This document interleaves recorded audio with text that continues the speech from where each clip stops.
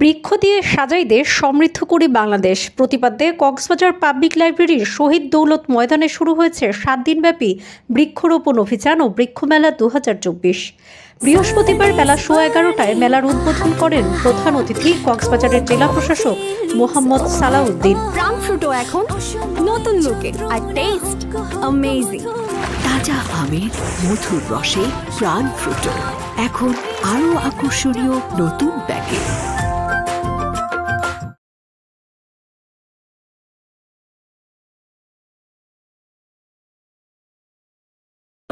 এবং যারা স্থায়ীভাবে বসবাস করেন, যারা বেড়াতে আসেন তারা প্রশান্তি চান, যারা বেড়াতে আসেন তারা একটি চমৎকার পরিবেশ চান, যারা এখানে আমরা বসবাস করি তারাও আমরা প্রশান্তি চাই এবং তারা একটি চমৎকার পরিবেশ চাই।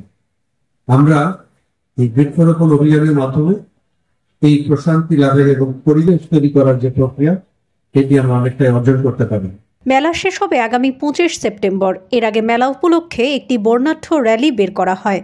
জেলা প্রশাসন ও বন বিভাগের যৌথ আয়োজনে শুরু হয় মেলা। প্রতিদিন সকাল 9টা থেকে রাত 8টা পর্যন্ত চলবে। সন্ধ্যায় মেলার পাশাপাশি চলবে সাংস্কৃতিক অনুষ্ঠান।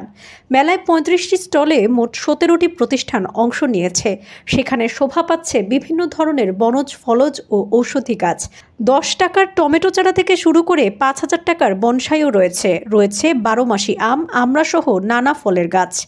মেলা প্রাঙ্গণে ঘুরে দেখা গেছে সূর্যডিম আম, ব্রুনাই কিং, চিয়াংমাই, আলফাস্নো, রেড ফার্মাল, চাকাপাত, ব্ল্যাকস্টোন সহ বিভিন্ন জাতের আম, লটকন, চায়না 3 লিচু, জলপাই, লেবু, পিচফল, মাল্টা, জাম্বুরা, সনকায়া আতা, কুল সিডলেস, তেঁতুল, জাবাটিকাবা লাল, 12 মাসি আমড়া, বার্মিস নারকেল, ব্লুবেরির নানা ফলজ গাছের চারা রয়েছে। বনজ গাছের মধ্যে মেহগনি ও বটসহ বিভিন্ন ধরনের গাছ রয়েছে বৃক্ষ মেলায়। বিভিন্ন জাতের ফুল ও সৌন্দর্যবর্ধক গাছও শোভা বাড়াচ্ছে মেলার। আছে ক্যাকটাস, পাতাবাহার সহ বিভিন্ন ধরনের ইনডোর প্ল্যান্ট।